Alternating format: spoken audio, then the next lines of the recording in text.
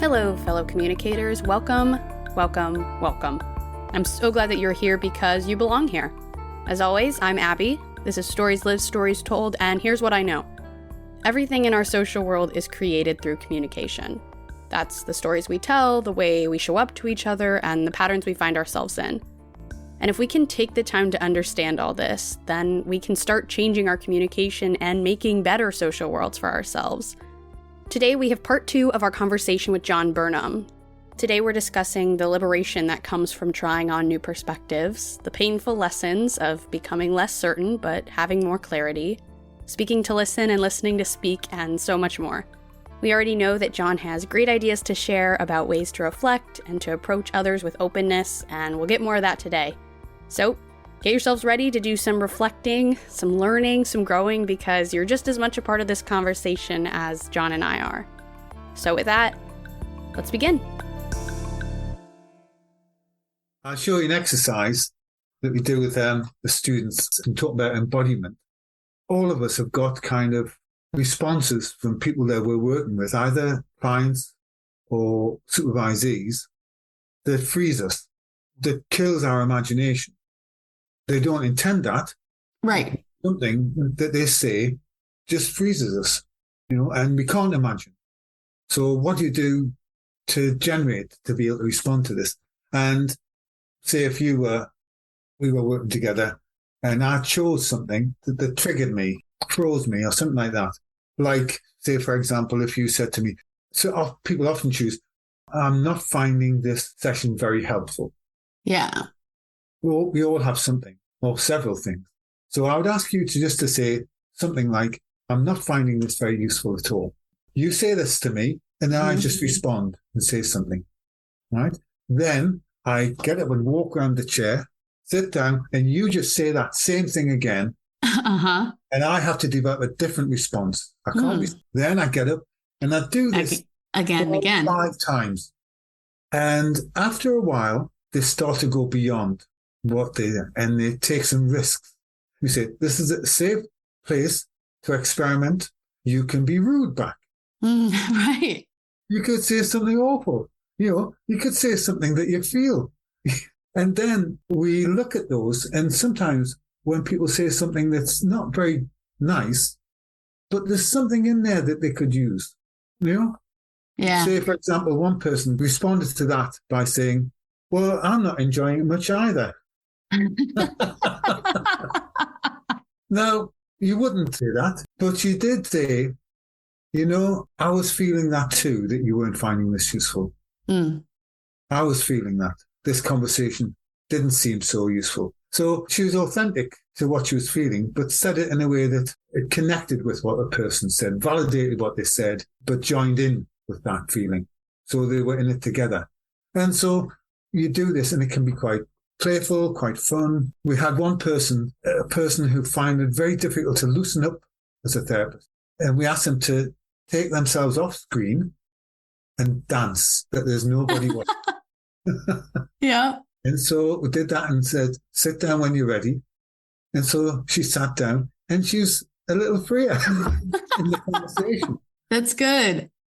We did that. A really funny thing happened with this rounded chair thing.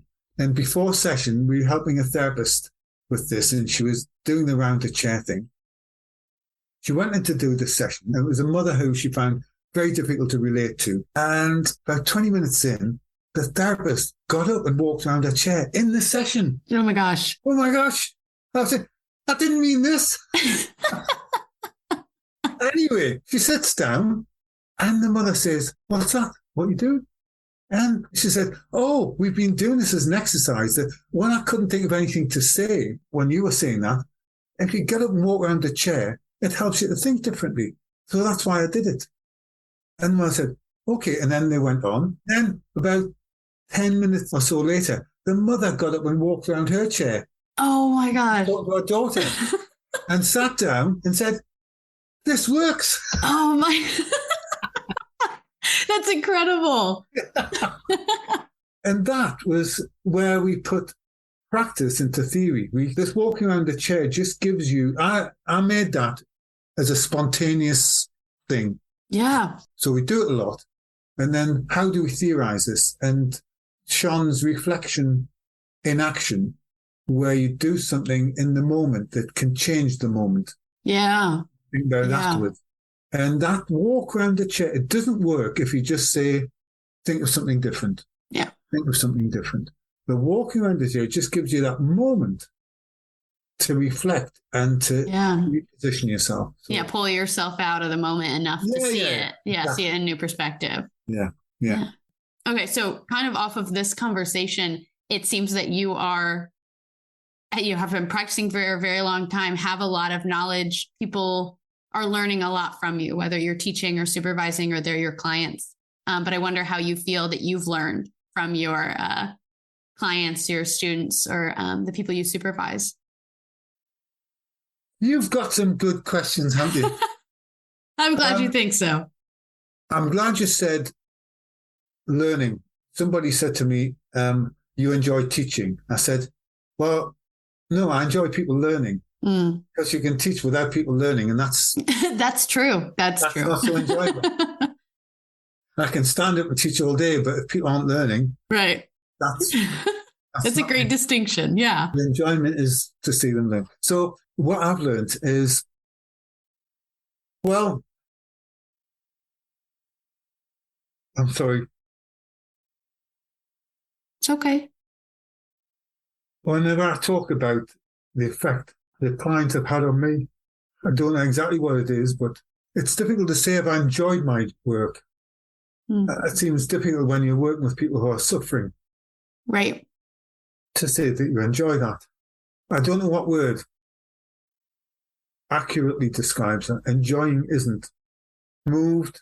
And I think some things go beyond linguistic language. Yeah. And it's better represented by just how you are, how you respond in that. But especially working in patients, you see people who are suffering quite a bit. And I've learned, that the resoluteness of people in the face of great challenges and how people can overcome, even when you think, I'm not so sure that this is going to work out. Mm-hmm. I haven't thought that a lot, but I have thought about it at times. And one person who I thought wasn't going to make it, and she went from our unit to another unit, which was even more. We have a semi-secure unit, and she went to a unit that was really secure. And when she left, we said, what do you want to take from here? And she says, I don't want to be forgotten. So a nurse and myself continued to visit her to show she wasn't forgotten and so on. And she got in a really bad way, and I thought, she's going to die here. Wow. And she turned it around and continued to keep in touch with her and her family. And she's traveling the world now, and she's a paramedic, and she won a national award for Paramedic of the Year.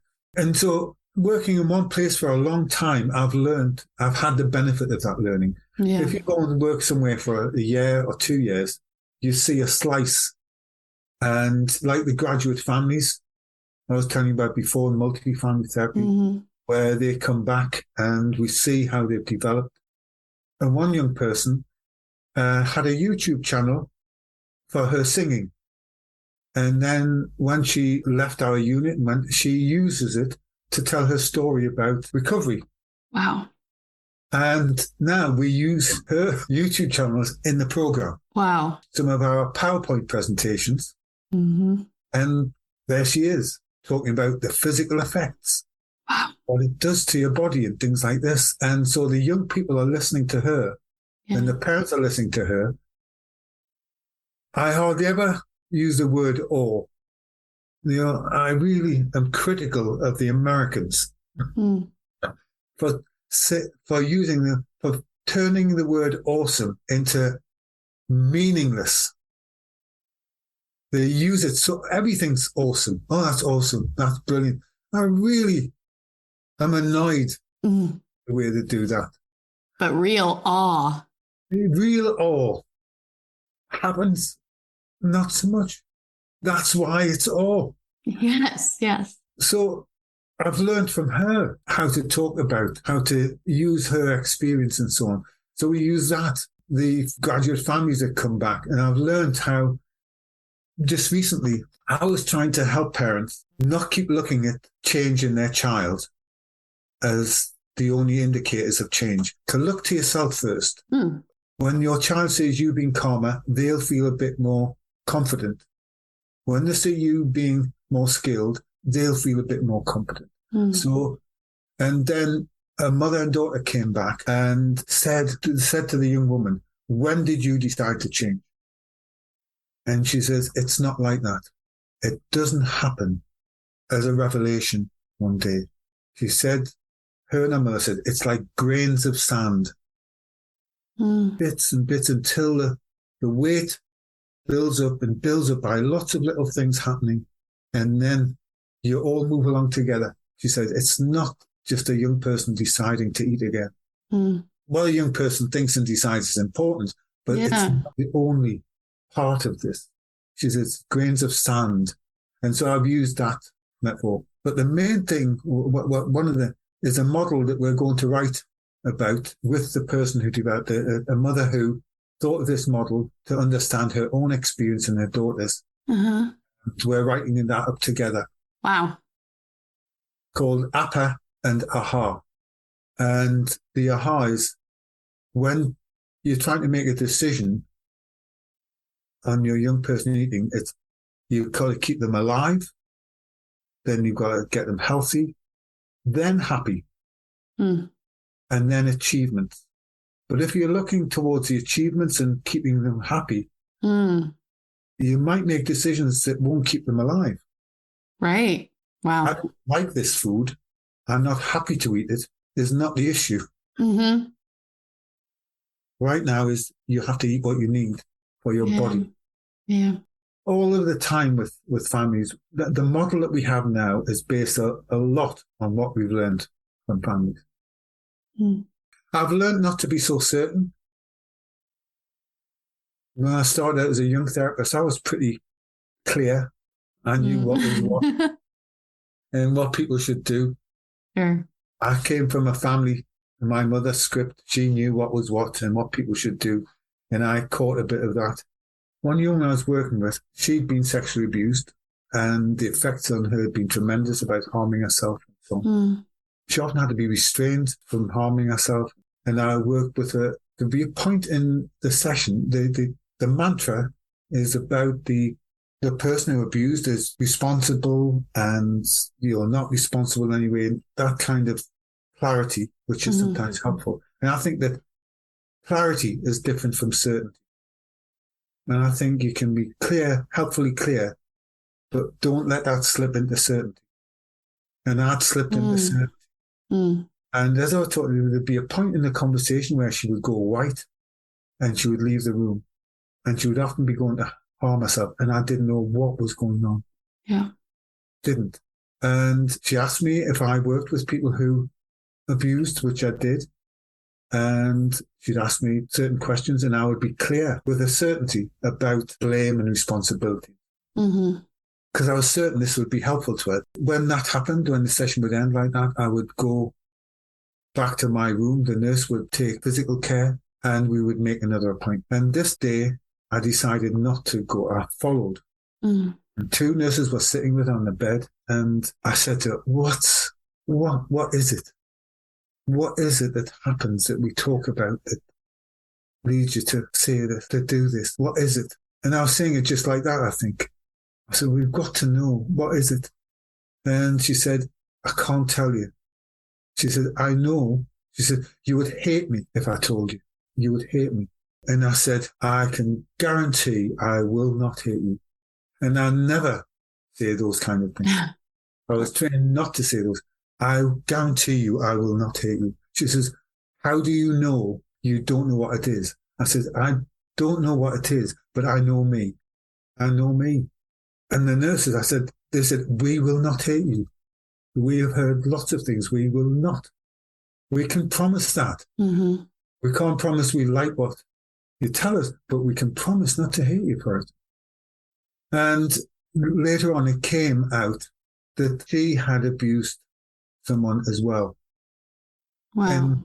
And the whole thing of this, the complexity of it, that she had participated in the sexual abuse of somebody else as well as being abused. So when we were talking about perpetrators and it's their responsibility, we were talking to that aspect of her experience without her knowing. And that certainty that we had about that, intending that certainty to be therapeutic for her, it was being anti-therapeutic. So that kind of experience taught me to be clear but not slip into certainty. So those kind of things were really helpful. And there have been other people who have helped me with that as well, including colleagues who say, John, you're seeming a bit certain about yourself. Oh, drat. Not again. Yeah, John, again. It's having kind and patient colleagues. Really helpful. Yeah. I've learned also that people who seem competent still need help. When people come in our unit and you see some parents who are doing okay and you can neglect the people who seem still have got together. And when you talk to those people, they're holding themselves up. They might have something in their culture that tells them to hold it together and not show. You say, look, with medics who come in, I say, I'm going to treat you like any client. I'm not going to assume that you know, because you have the intellectual knowledge about this, that you know what to do as a parent. And I'm going to treat you like a parent. And am I relieved about that? Others aren't. Yeah.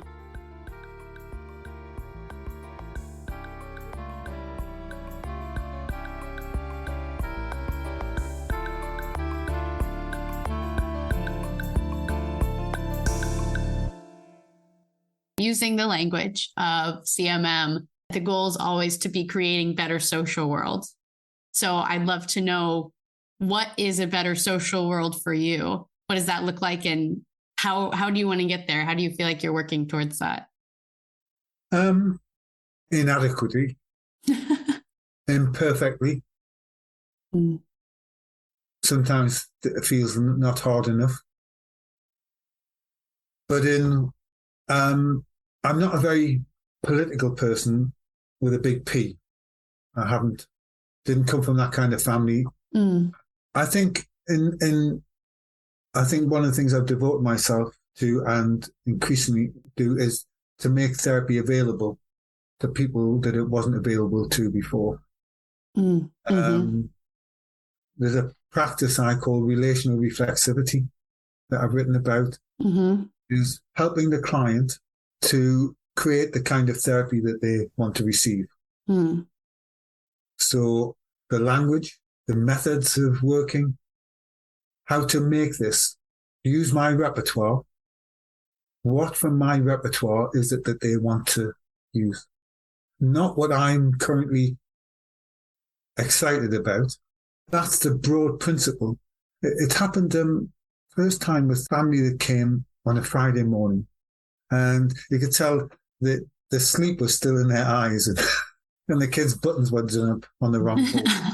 One kid was eating his breakfast bar, and they'd been around different ages. And I said, "What do you want to get from coming here?" Which is a regular question. And they said, things like this, and what do you want to mumble? And the mother said, "Look, you all ask that. What do we want to get?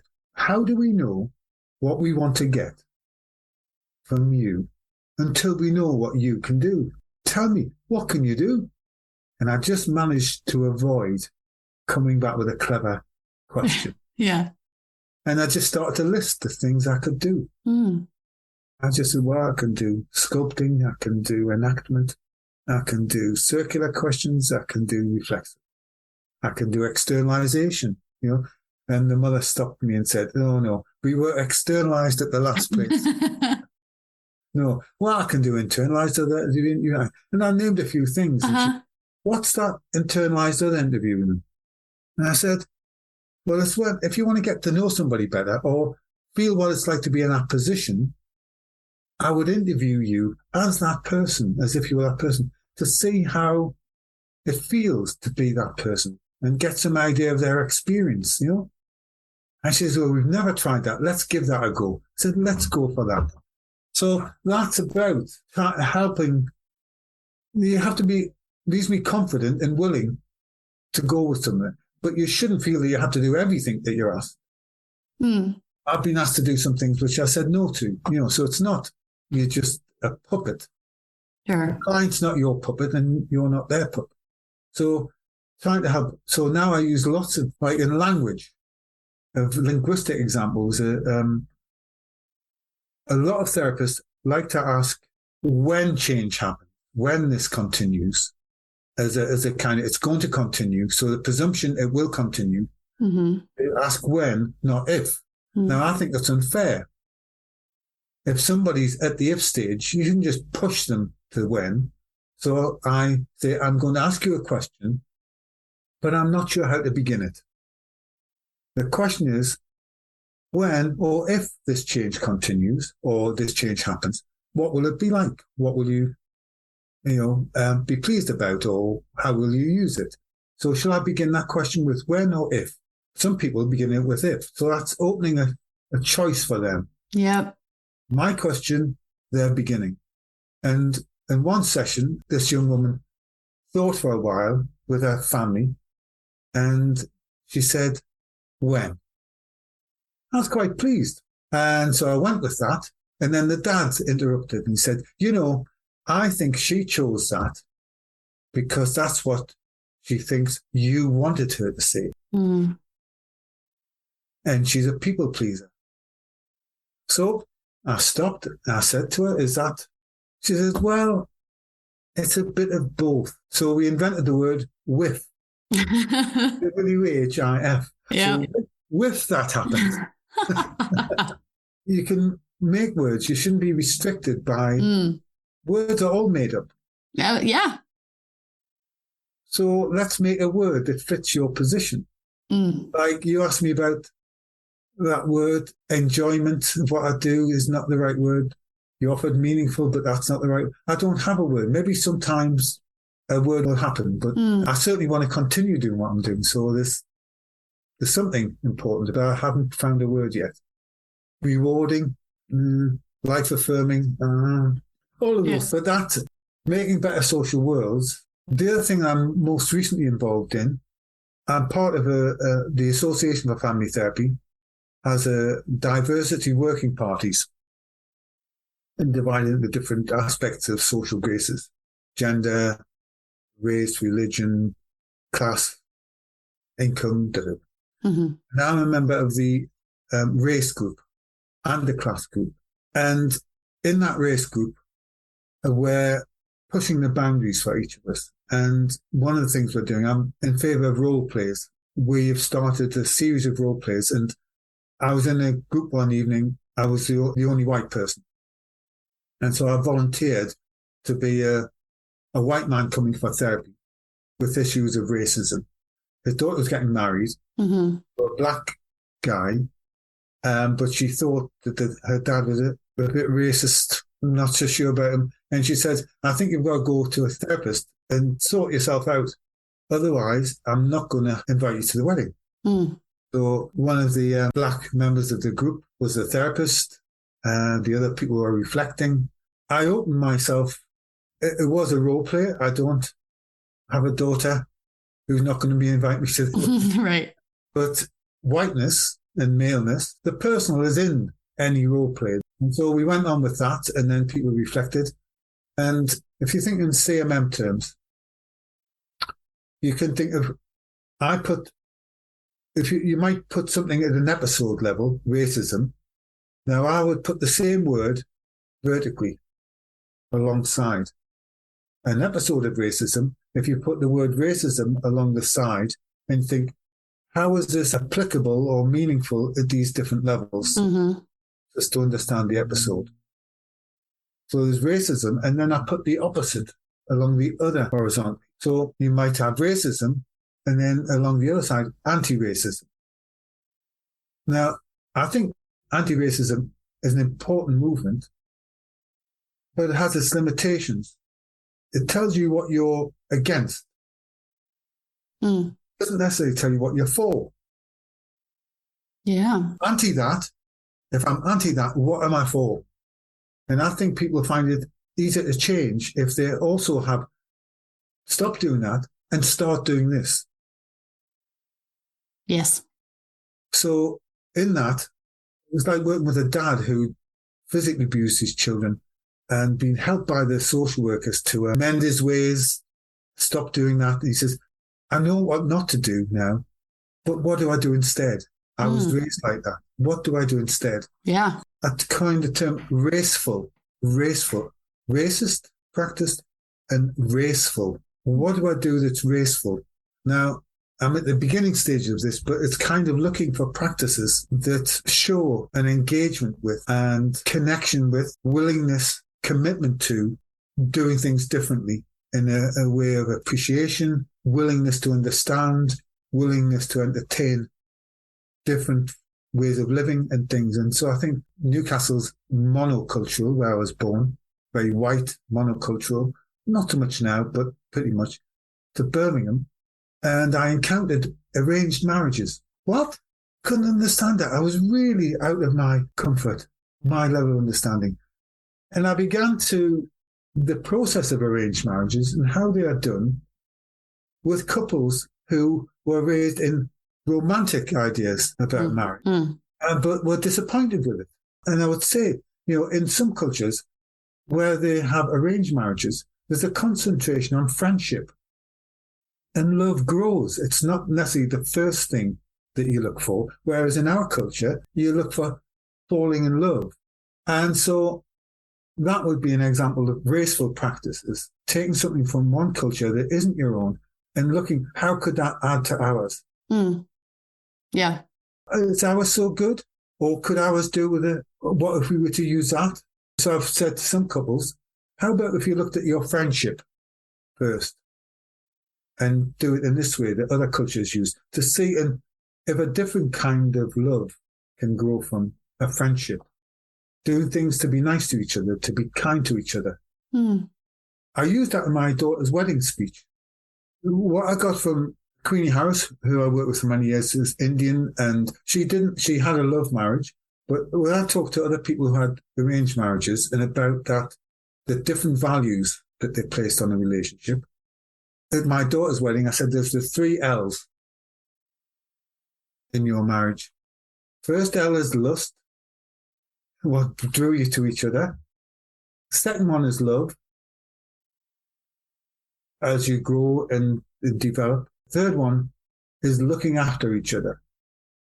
How do you look after each other, which will help to keep love going? If you don't look after each other, love and lust fade. But looking after each other in the difficult times and so on, that can be important. And that's what I got from talking to other cultures about marriage and what was important. So.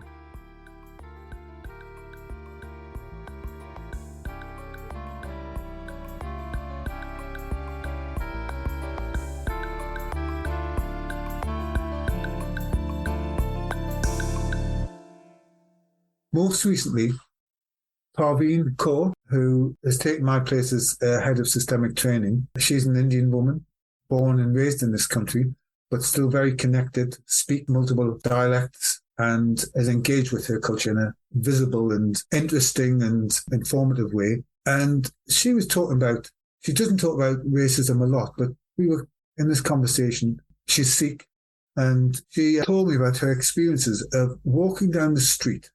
And if there's a white person or white family or white group coming towards you, they would expect you to stand to one side and give way to them on their street, in their country. That was the message in that. And her brother, as they grew up, her brother one day decided not to. And he kept on walking and didn't step aside. And she said that caused some problems, but that's one of the things. She says that racism can happen just like that. There's so many levels collapsed into that. So when she told me that, I didn't know if I did that or not. as a white person, but I deliberately set about noticing when I was walking, who I was walking towards, and deliberately standing aside, especially with a black or Asian. And I got some very interesting responses to that. Surprised. Oh, thank you. So that can happen in very small ways. But how about you? Oh, for my better social world? Yes. Yeah. Oh, wonderful question. I think to answer what I'm doing to get towards a better social world before I tell you what my better social world is really this podcast, is how I see it. Because for me, what I'm so passionate about is that I felt so empowered when I was learning about communication theories or practices. And I thought everybody deserves to know these things. I was only learning those because I decided to study it. And that's such a small percentage of people who are doing that. But don't we all deserve these skills? Because communication and relationships are something we are all always engaged in. And we take for granted that we have communication competency, that we have those skills. And I think for me, the podcast is making something people think to be very abstract, tangible. It's making something that's traditionally been reserved for the academic setting into practice. And it's transforming the language from something that's completely inaccessible for the people that want to use it in their day-to-day life into something that is useful and something that actually makes sense to people and resonates with them. And so I'm very passionate about communication. And so I don't know that everyone will have the same reaction that I do upon learning these skills.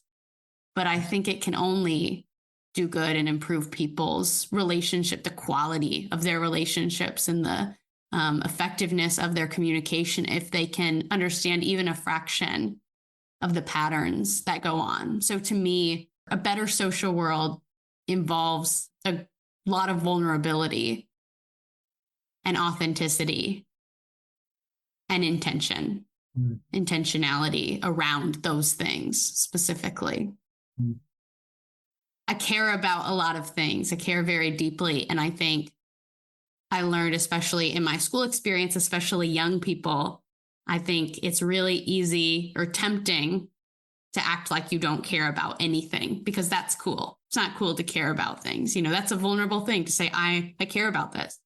And so I realized, you know, I can't make anybody else care. I can't make anybody else have the same experience that I had. I'm not going to convince them, but what I can do is live into it for myself and model it and hope that that's what could make someone care, to see what it could do for themselves.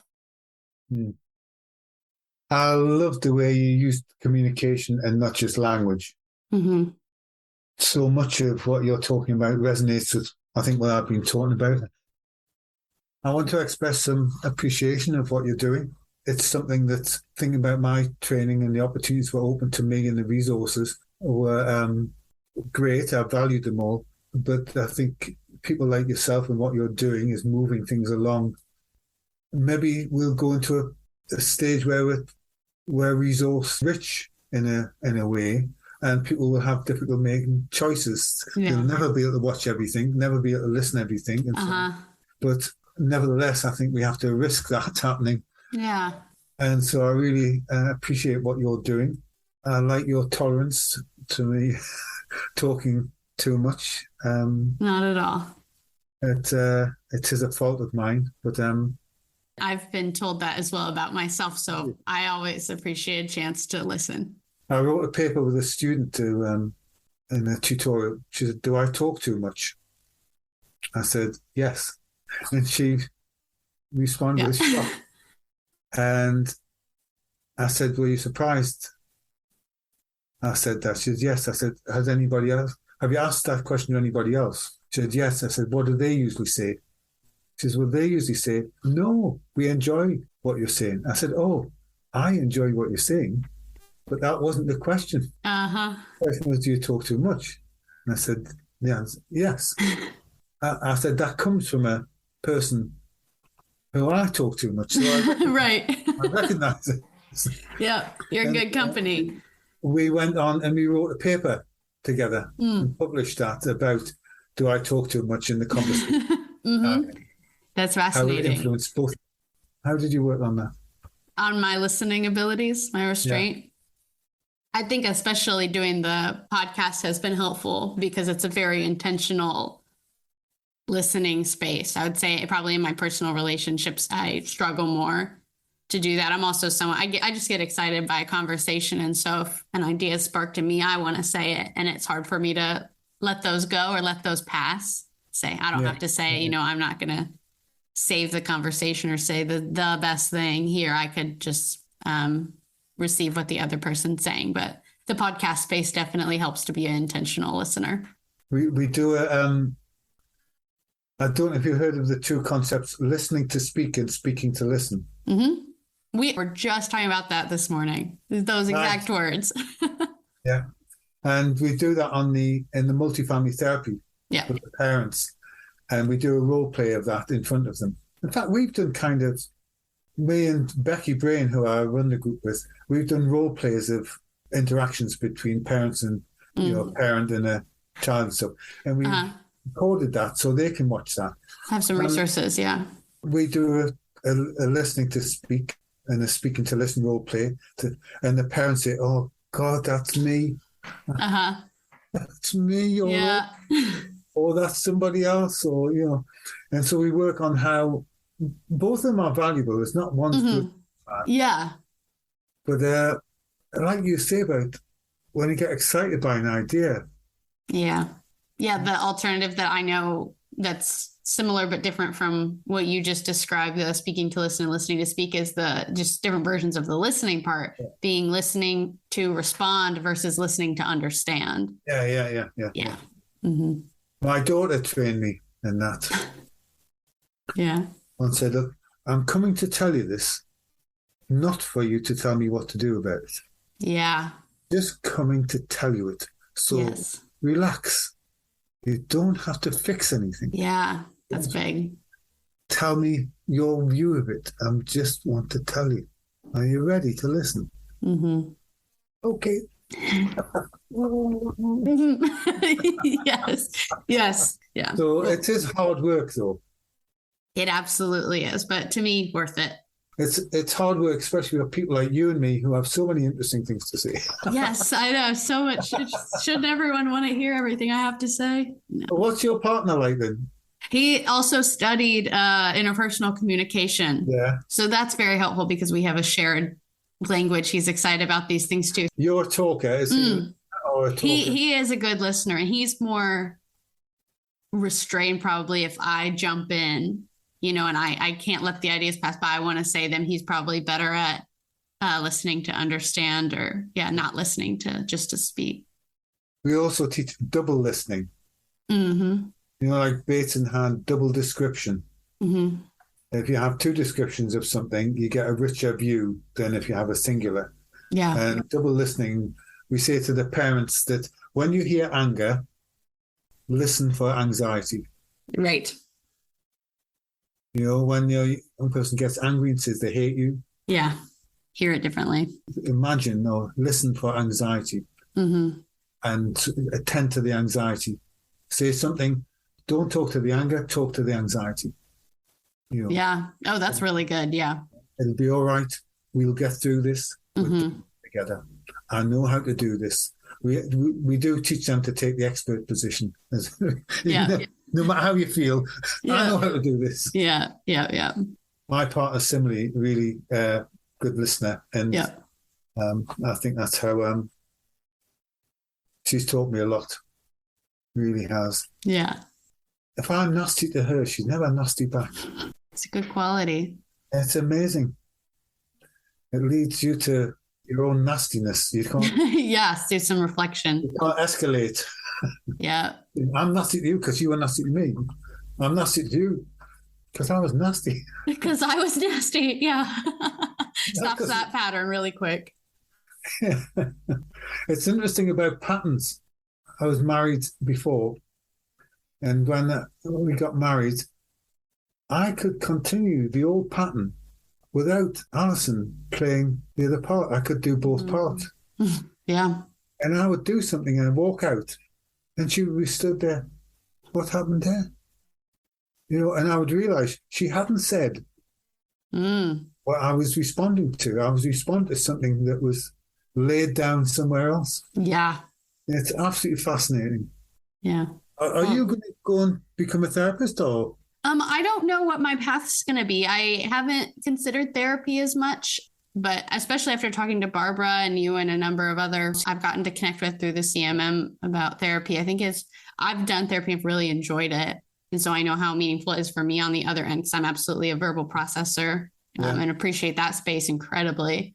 Yeah. And that feels like if I'm saying my desire is to bring these concepts to people, that feels like a very obvious way to do it.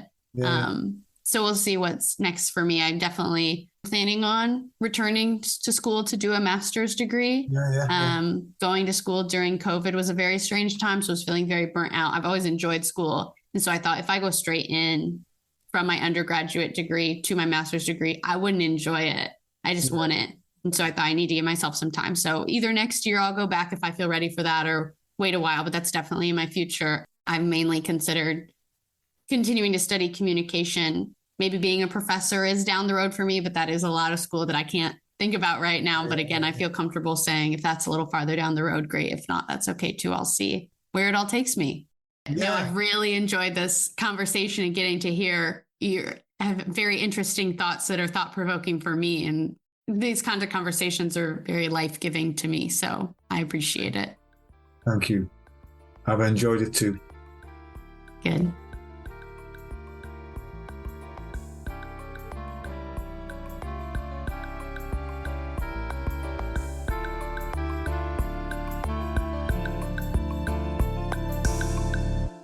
Well, that is all for our conversation with John Burnham. Today, our next turn, which is what we can take away from this conversation and use in our own life this week, is going to be to bring a willingness and a desire to understand others, their cultures and patterns and ways of being. In the same way that John approaches his work with the goal of uncovering what is there to be discovered and brought out, rather than trying to force it to be anything, we can bring that into every part of our lives too. And of course, our bonus next turn is to share this podcast with someone in your life who could use it. Maybe it's someone who would be excited by these kinds of conversations and topics. Maybe it's someone who's struggling to create the kind of social world they want. Maybe it's someone who's lacking a safe community to learn the value of their story. Everyone belongs here, and I hope we can only keep expanding and welcoming more voices and unique stories into this space. So invite someone into this conversation. As always, I get to do this podcast with support from the CMM Institute for Personal and Social Evolution.